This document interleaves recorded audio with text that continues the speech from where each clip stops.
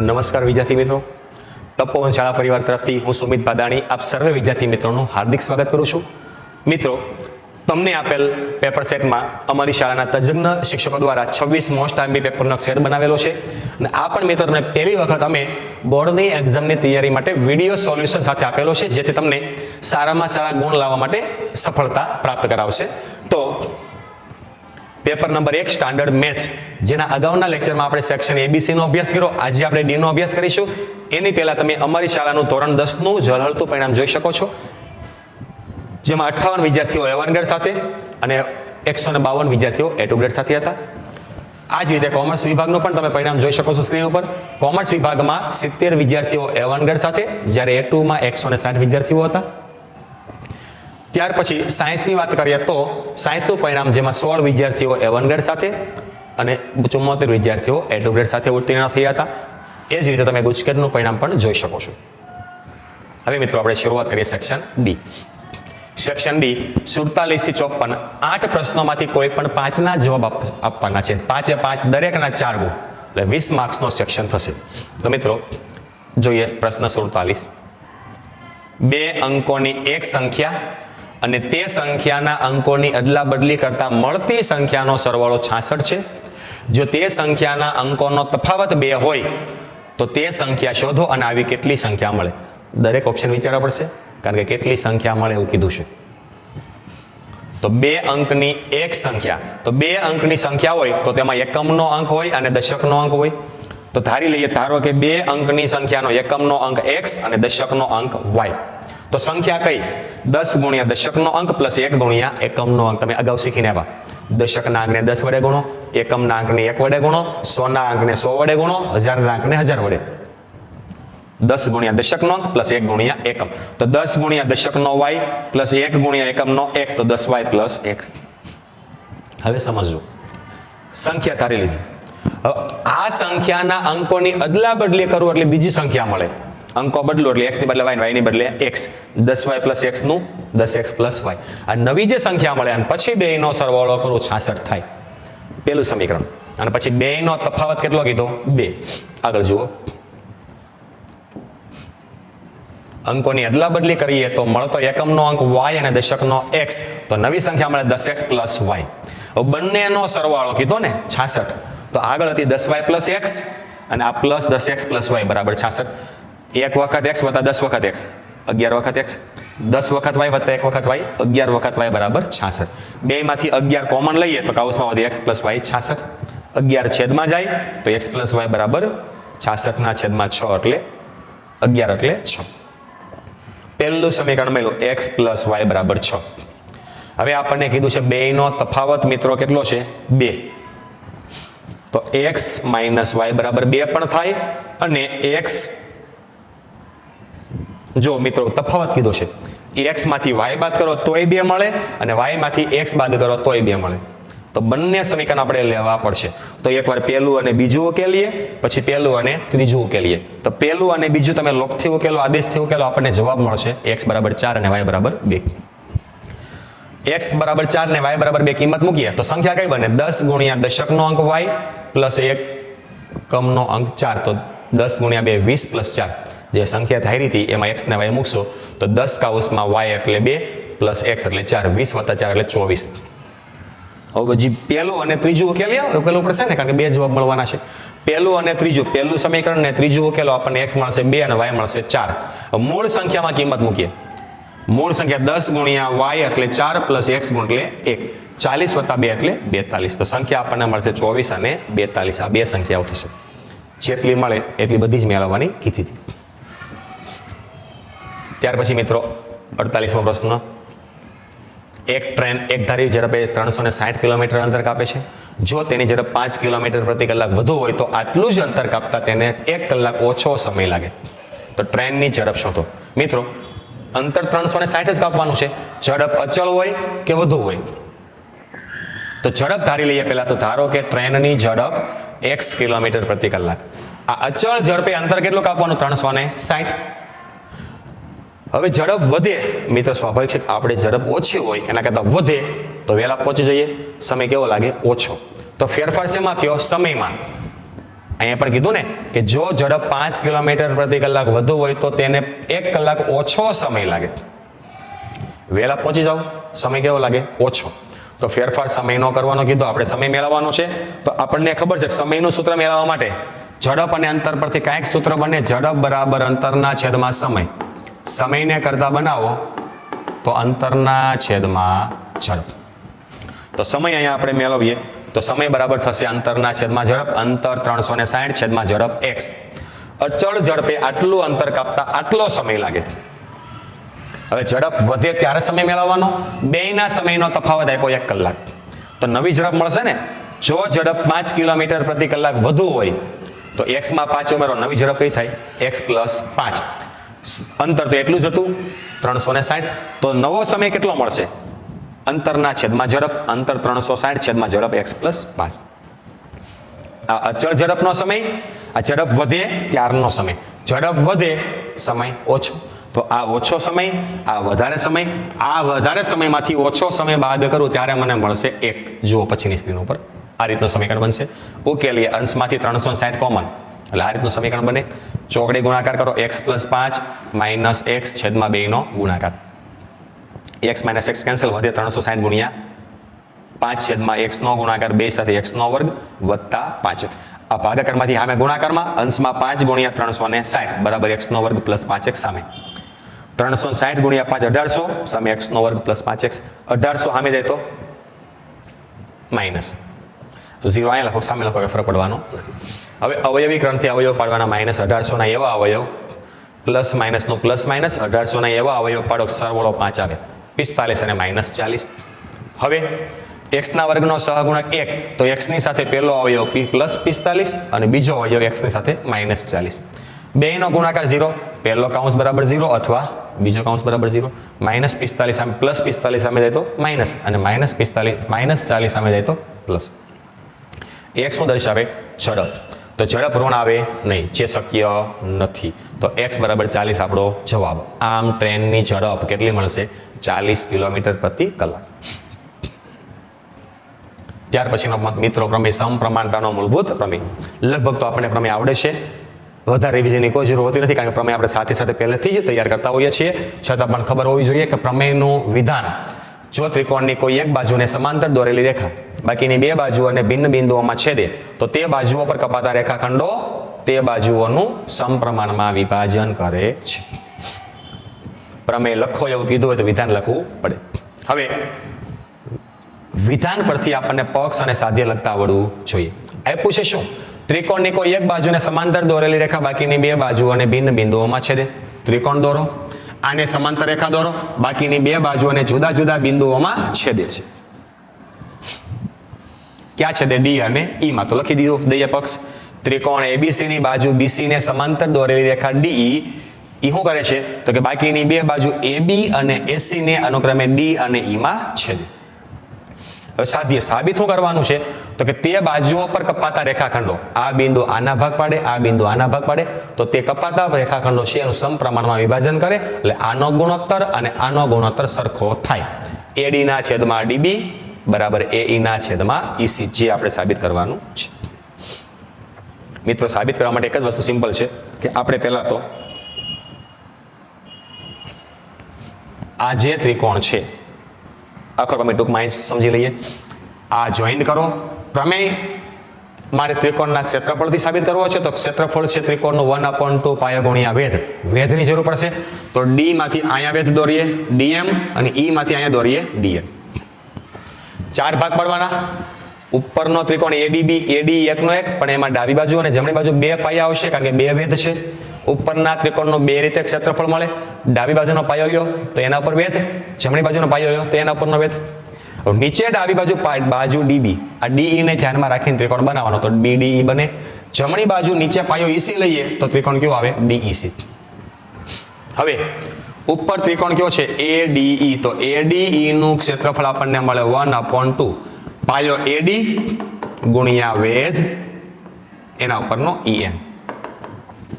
નીચે ત્રિકોણ BDE, BDE નું ક્ષેત્રફળ 1/2 પાયો DB અને DB ઉપરનો વેધ આગળ લંબાવો તો વેધ EN જ આવશે. આનો ગુણોત્તર લેશું એટલે 1/2 કેન્સલ, EN કેન્સલ, તો આપણને મળે AD ના છેદમાં DB. ડાબી બાજુ મળી ગઈ AD ના છેદમાં DB. આવી રીતે જમણી બાજુનો ગુણોત્તર લેશું અને પછી આપણને ખબર છે કે આ જે ત્રિકોણ છે અને આ બીજો ત્રિકોણ છે, આ બંને એક જ પાયા અને સમાંતર રેખાઓની વચ્ચે છે, જેથી બેયના ક્ષેત્રફળ સમાન. જોઈએ આગળ. કીધું પ્રમાણે તમને કે આના ઉપરથી મળશે AD ના છેદમાં DB. જ્યારે જમણી બાજુનો ગુણોત્તર લઈએ ત્યારે આપણને આ રીતે કંઈક જોવા મળશે, AE ના છેદમાં EC. અને બંને સમીકરણ છે એની ડાબી બાજુ સમાન થાય તો જ જમણી બાજુ સમાન થાય. તો ડાબી બાજુ અંશમાં ADE, અહીંયા AD સમાન, છેદમાં BDE, અહીંયા BDEC. તો આપણે હમણાં કીધું તો BDE અને DEC બંને કેવા છે? એક જ પાયા DE અને સમાંતર રેખા BC અને DE ની વચ્ચે હોવાથી બેયના ક્ષેત્રફળ સમાન. માટે છેદમાં જે બંને છે બેયના ક્ષેત્રફળ સમાન. તો પરિણામ 1, 2 અને 3 પરથી બેની જમણી બાજુ પણ સમાન, એટલે AD ના છેદમાં DB બરાબર AE ના છેદમાં EC, જે આપણે સાબિત કરવાનું હતું. ત્યાર પછીનો પ્રશ્ન 50મો. ત્રિકોણ ABC ની બાજુઓ AB અને AC તથા મધ્યગા ત્રિકોણ ABC ની બાજુઓ AB અને BC તથા મધ્યગા AD અનુક્રમે બીજો જે ત્રિકોણ છે PQR, એની બાજુ PQ અને QR તથા મધ્યગા PM ને સમપ્રમાણમાં છે. તો સાબિત કરો કે ત્રિકોણ ABC અને સમરૂપ ત્રિકોણ PQR. મિત્રો ધ્યાન આપશો, ત્રિકોણ ABC માં બાજુ AB, BC અને મધ્યગા AD. AD મધ્યગા એટલે AD છે આ બાજુના બે સરખા ભાગ કરે. ત્રિકોણ PQR માં પણ આકૃતિ આપણને આપેલી છે. PQ અને QR બાજુઓ છે તથા મધ્યગા છે PM, એ સામેની બાજુના સરખા ભાગ કરે છે અને આ સમપ્રમાણમાં છે. તો AB ને સમપ્રમાણમાં PQ છે, BC ને સમપ્રમાણમાં QR છે, તો AD ને સમપ્રમાણમાં કોણ આપ્યું છે? PM. આ ત્રણ અનુક્રમે આ ત્રણને કેવા છે? સમપ્રમાણમાં છે. જો લખ્યું છે ને આપણને, ત્રિકોણ ABC માં AD મધ્યગા અને PQR માં PM મધ્યગા છે. તો AB છેદમાં PQ બરાબર BC છેદમાં QR બરાબર AD છેદમાં PM. આપણને કીધું ને સમપ્રમાણમાં છે. તો BC છે, આ બે ભાગ સરખા થાય તો 2 વખત BD લખું. અહીંયા QR ની બદલે 2 વખત QM લખાય. 2 કેન્સલ, તો આપણને મળશે મિત્રો 2 કેન્સલ.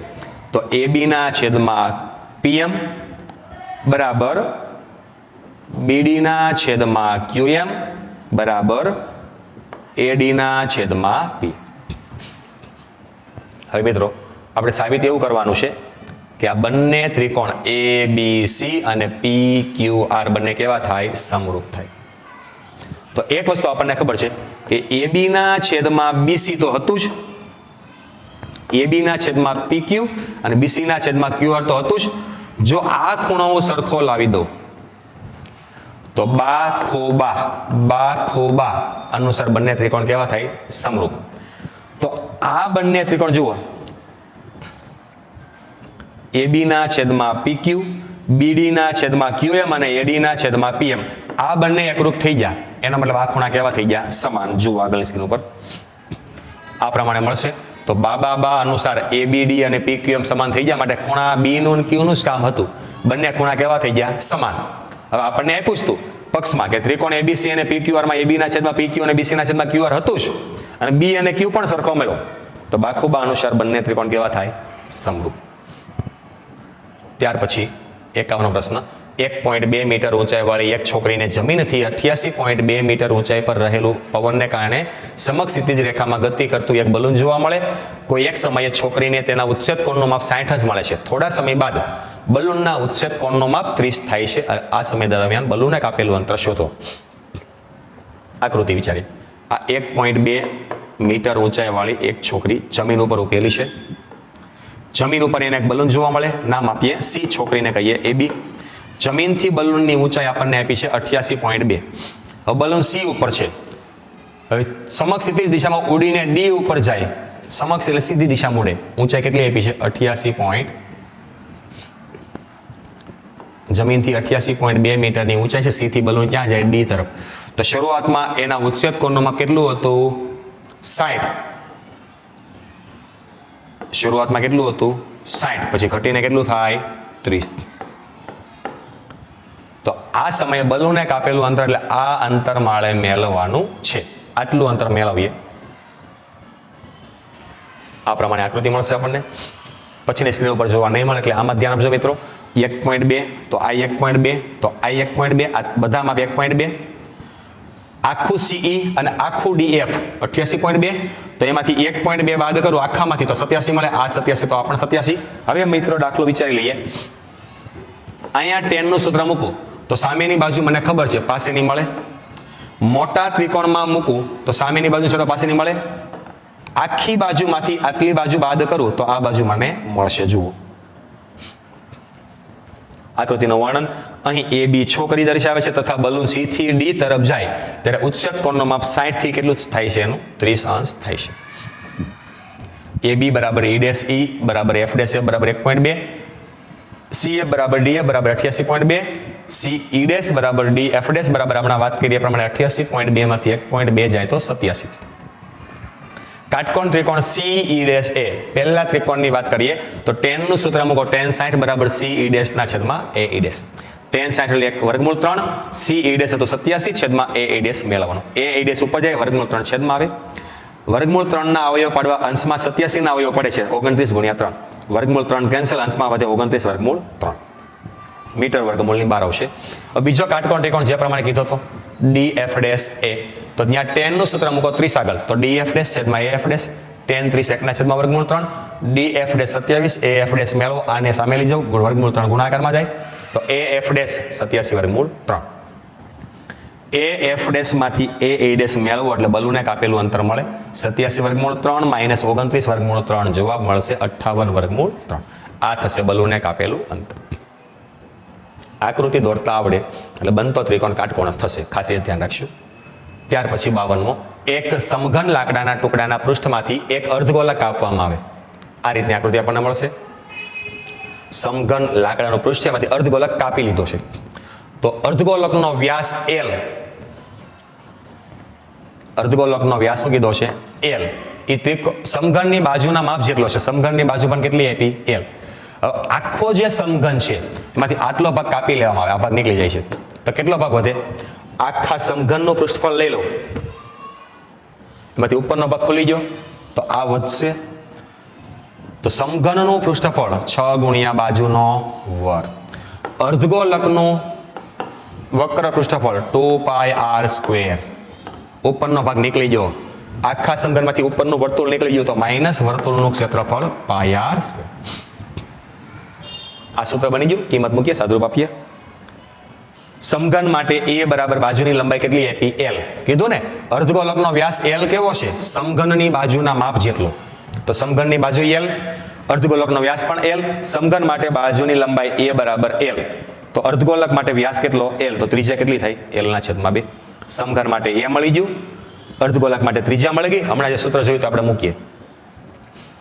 બાકી પદાર્થનું કુલ પૃષ્ઠફળ સમઘનનું કુલ પૃષ્ઠફળ પ્લસ અર્ધગોલકનું વક્ર પૃષ્ઠફળ માઇનસ અર્ધગોલકના પાયાનું ક્ષેત્રફળ. આ રીતે જુઓ 6a² વત્તા 2 વખત πr² માંથી 1 વખત જાય તો 1 વખત વધે.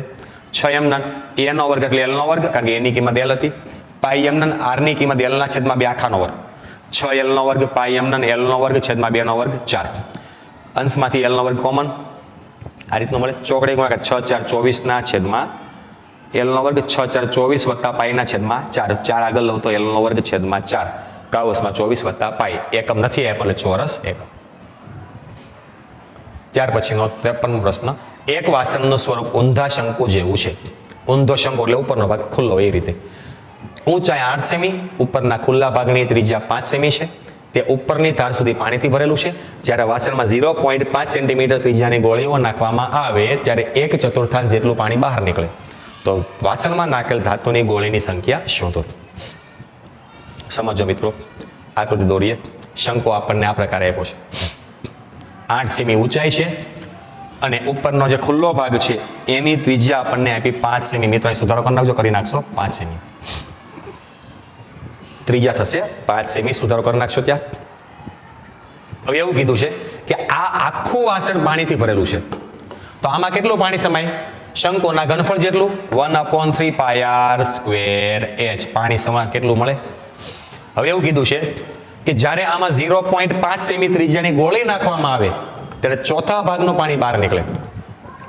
એક વસ્તુ સમજો, જેટલી જગ્યા ગોળીઓ રોકશે એટલું જ પાણી બહાર નીકળશે. ચોથા ભાગનું પાણી બહાર નીકળવું એનો મતલબ એટલામાં જ ગોળી સમાશે.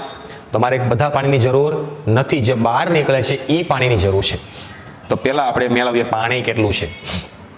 શંકુ માટે ત્રિજ્યા 5 સેમી, ઊંચાઈ 8 સેમી. તો શંકુમાં રહેલું વાસણમાં સમાતા પાણીનું ઘનફળ એટલે શંકુનું ઘનફળ થાય 1/3 પાઈ આર સ્ક્વેર h. કિંમત મૂકો. 1/3 પાઈ ની કિંમત મૂકતો નથી, છેલ્લે જરૂર પડશે તો મૂકી દઈશું. આર સ્ક્વેર 5 × 5 × 8 તો આપણને મળશે શંકુનું ઘનફળ મળશે. બરાબર. હવે કેટલું પાણી છે એ મળશે. બધા પાણીની જરૂર નથી, અગાઉ પણ કીધું હતું એ પ્રમાણે 200/3 પાઈ સેન્ટીમીટર ક્યુબ આટલું પાણી વાસણમાં સમાય. બધા પાણીનું કામ નથી, ચોથા ભાગનું જે બહાર નીકળે છે એમાં જ ગોળીઓ સમાય. તો બહાર નીકળતા પાણીનું કામ છે. તો બહાર નીકળતું 1/4 ભાગનું પાણી, તો પાણીને 1/4 વડે ગુણો, ચોથા ભાગનું થઈ ગયું. 4 × 50 = 50/3 પાઈ સેન્ટીમીટર ક્યુબ. આ જે 3 ઘાત છે આ 3 ઘાત છે અહીંયા મૂકી દેશો. આટલા પાણીની મારે જરૂર છે. હવે આમાં કેટલી ગોળીઓ સમાય, તો બહાર નીકળતા પાણીનું ઘનફળ આપણે એક્ઝામ્પલ લઈએ કે એક દિવાલમાં કેટલી ઈંટ સમાય, તો દિવાલનું ઘનફળ છેદમાં એક ઈંટનું ઘનફળ. તો આટલા પાણીમાં કેટલી ગોળી સમાય, તો પાણીનું ઘનફળ છેદમાં એક ઈંટનું ઘનફળ. તો આપણે પહેલા ગોળીનું ઘનફળ મેળવીએ. પાણીનું ઘનફળ છેદમાં એક ગોળીનું ઘનફળ. તો ધાતુની ગોળીની ત્રિજ્યા અહીંયા સ્મોલ આર હતી એટલે અહીંયા કેપિટલ આર લઈએ 0.5. ગોળીની ત્રિજ્યા ગોળી માટેનું ઘનફળ એટલે ગોલકનું ઘનફળ 4/3 પાઈ આર ક્યુબ. અહીંયા આર કેપિટલ કરી નાખશો. 4/3 પાઈ આર એટલે 0.5 ને બદલે 5/10 3 વખત ઘન છે એટલે સાદુરૂપ આપશો એટલે 1/6 પાઈ સેન્ટીમીટર ક્યુબ. આમાં પણ પાઈની કિંમત મૂકવી નથી. હવે ગોળીની સંખ્યા, વાસણમાંથી બહાર નીકળતું 1/4 ભાગનું પાણી છેદમાં એક ગોળીનું ઘનફળ. બેયનો ભાગાકાર કરશો 3 કેન્સલ, પાઈ કેન્સલ. 50/3 અહીંયા હતું 1/6. સુધારો કરી નાખશો એટલે 6/1 એટલે 3 2 6 એટલે જવાબ મળશે 100 સેન્ટીમીટર. 100 ગોળીઓ સમાય જે આપણો છે. ધાતુની ગોળી કેટલી સમાશે? 100. ત્યાર પછીનો 54મો પ્રશ્ન મિત્રો ધ્યાન આપશો. આપેલું આવૃત્તિ વિતરણ વસ્તીના બાળકોનું દૈનિક ખિસ્સા ભથ્થું દર્શાવે છે. ખિસ્સા ભથ્થાનો મધ્યક 18 છે, તો f શોધો. કોષ્ટક આપણે બાજુમાં લખીએ. મધ્યક 18, ખિસ્સા ભથ્થું વર્ગ આપ્યો છે, આવૃત્તિ આપી છે, તો મધ્યક માટે કોલમ આવશે મધ્ય કિંમત. 11 ને 13 ની વચ્ચે 12, 13 ને 15 ની વચ્ચે 14, 2 નો વધારો તો 2 નો વધારો. હવે આપણે મધ્ય કિંમત પછી યુઆઈ ની કોલમ બનાવવાની, કારણ કે પદ વિચલનની રીતે દાખલો ગણીશું. તો યુઆઈ એટલે xi - a છેદમાં e એટલે ધારેલો મધ્યક. તો ધારેલો મધ્યક સેન્ટરનું મધ્ય કિંમતમાંથી મધ્યનું અવલોકન લેતા હોઈએ છીએ, પણ ખૂટતી આવૃત્તિ હોય ત્યારે એની સામેનું લઈ લેવાનું. a 20, h એટલે વર્ગ લંબાઈ 2, પણ યુઆઈ એટલે એની સામે 0, ઉપર -1 -2 -3 -4 જેટલા હોય એટલા. 0 નીચે 1 2 3 4 જ્યાં સુધી હોય ત્યાં સુધી. પછી fi યુઆઈ, fi અને યુઆઈ નો ગુણાકાર 7 × -4 -28, 6 × -3 -18, 9 × -2 -18, 13 × -1 -13, f × 0 0, 5 × 1 5 અને 4 × 2 8. સિગ્મા fi યુઆઈ સરવાળો કરો તો 8 ને 5 13, 13 0, -28 -18 -18, ત્રણેય માઇનસ, નિશાની માઇનસ, સંખ્યાનો સરવાળો 64. સિગ્મા fi સરવાળો કરો કેટલો મળ્યો? 44 + f. આ બધી જ કિંમતો સૂત્રમાં મૂકીએ. x બાર હતો 18, a હતો ધારેલો મધ્યક 20, h હતો 2. x બાર નું સૂત્ર a + સિગ્મા fi યુઆઈ ના છેદમાં સિગ્મા fi × h. કિંમત મૂકીએ. x bar 18, a 20, sigma fi UI -64 છેદમાં સિગ્મા fi 44 + f × h એટલે 2. 20 આ બાજુ આવે તો માઇનસ, એ 20 અહીંયા આવે તો -20, -64 × 2 છેદમાં 44 + f. આ 2 કેન્સલ કરી નાખજો, એક વખત આવી જશે. હવે 18 માંથી 20 જાય તો -2 બરાબર -64 × 2, -2 સામે જાય તો ભાગાકારમાં બરાબર 64 ના છેદમાં 44 + f. -2 કેન્સલ વધે 1, તો 1 બરાબર 64 ના છેદમાં 44 + f. 44 + f એકની સાથે ગુણાકારમાં એટલે 44 + f બરાબર 64. 44 સામે જાય તો 64 માંથી બાદ કરીએ તો જવાબ આવશે 20. જોઈ શકો છો સાદું રૂપ તમે. આમ f બરાબર 20. એક સુધારો છે મિત્રો અહીંયા, આ એક વખત -2 કેન્સલ કરી નાખજો એટલે આ પ્રમાણે આપણને જવાબ મળશે. તો મિત્રો અહીં આપણું પેપર નંબર 1 સંપૂર્ણ પૂર્ણ થાય છે, સ્ટાન્ડર્ડ મેથ્સનું પેપર નંબર 1.